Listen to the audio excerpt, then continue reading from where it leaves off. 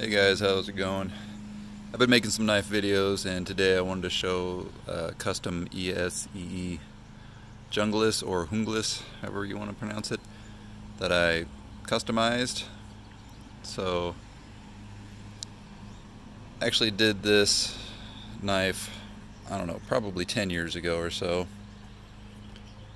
Anybody who's an ESEE fan and is a member of blade forums and such, maybe you'll remember years and years ago seeing this knife or something similar to it.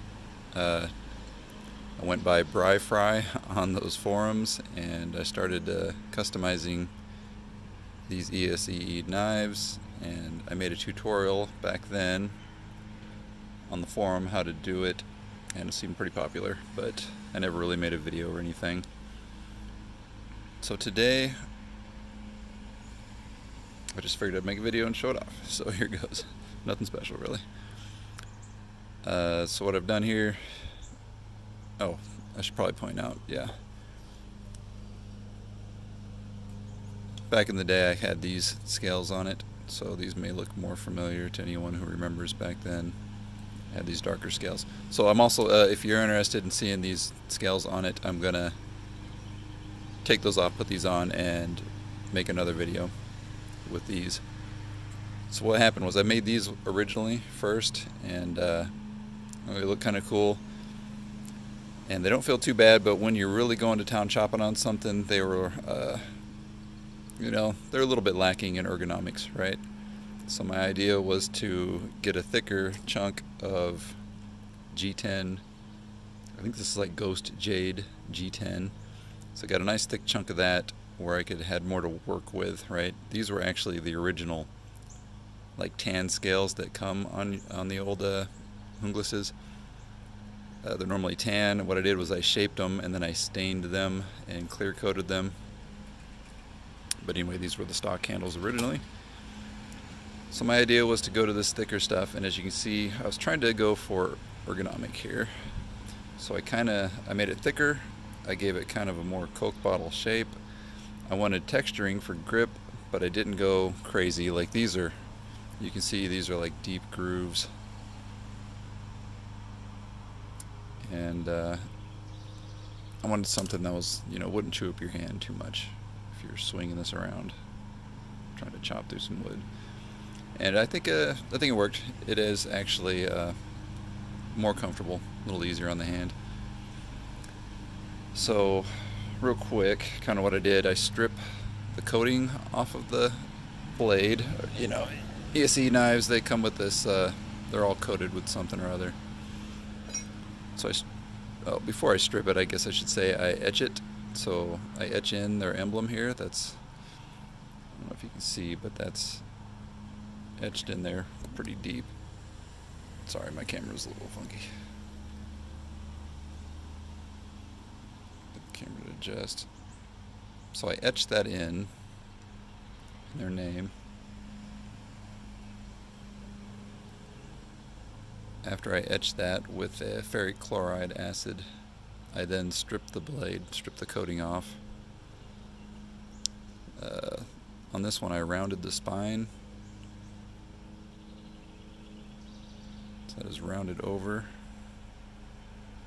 Just to make it more comfortable, I filed in some jimping. I also did the file work obviously on the handle there. Top and bottom just for looks, I guess. I was just kind of messing around. This is before I started making my own knives. I just customized stuff because it was fun. And it was actually customizing this kind of stuff that got me kind of motivated to actually start making my own knives.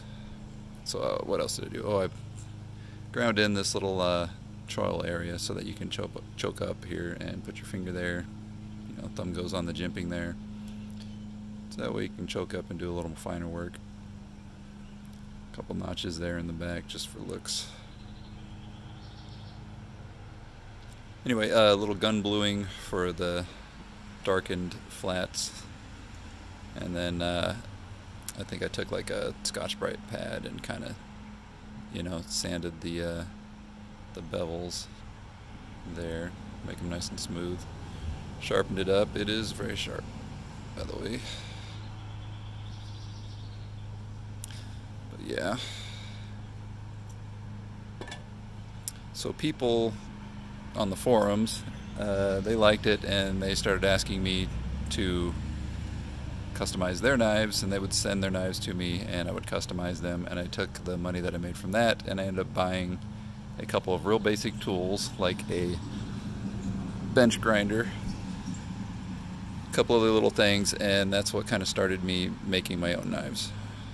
Here's the sheath for this, by the way, and it's really nice. This is a really cool sheath from these guys, and the fact that it's adjustable is really awesome. So like, even though these scales are thicker than the original, you can adjust this here, and so that it still works just fine. Like, that's pretty cool. Sheath, nothing special. I added a little paracord, a little pouch. I put a sharpening stone or whatever in there. A little fire striker. I think somewhere underneath this cord actually is their little arrowhead thing that they sell. I don't know. Anyway. Oh, and real quick, just on a side note, my old Azula here, I've been using it a lot, so this is a natural patina, but what I did to improve this one, to modify this one, is I sanded off the flats there, the bevels, very carefully. I actually sanded it to a nice mirror polish, but then from using this, I use it to cut a lot of food up and stuff, and it just develops a nice patina. But this is very smooth. By doing so, it actually thinned out the edge as well, and makes this into a really nice slicer. Like, this thing is wicked sharp. It's thin there. It slices really well, and because there's no handle scales and it doesn't fold or anything, it's real easy to clean. So I don't have to worry about getting food gunked up on a, you know, folding knife or something with nice scales. Anyway, just thought I'd mention that. So like I said, I think I'm gonna swap the scales and put on the old ones. So if anyone wants to check out these scales here, I'm gonna make another video just like this, so feel free to check that out too if you want to see what these scales are like on it. Oop, I'm about to drop my camera here. Let's see, was there anything else? I always forget what I want to, there's always things that I want to mention or point out, and then I forget it. It never fails.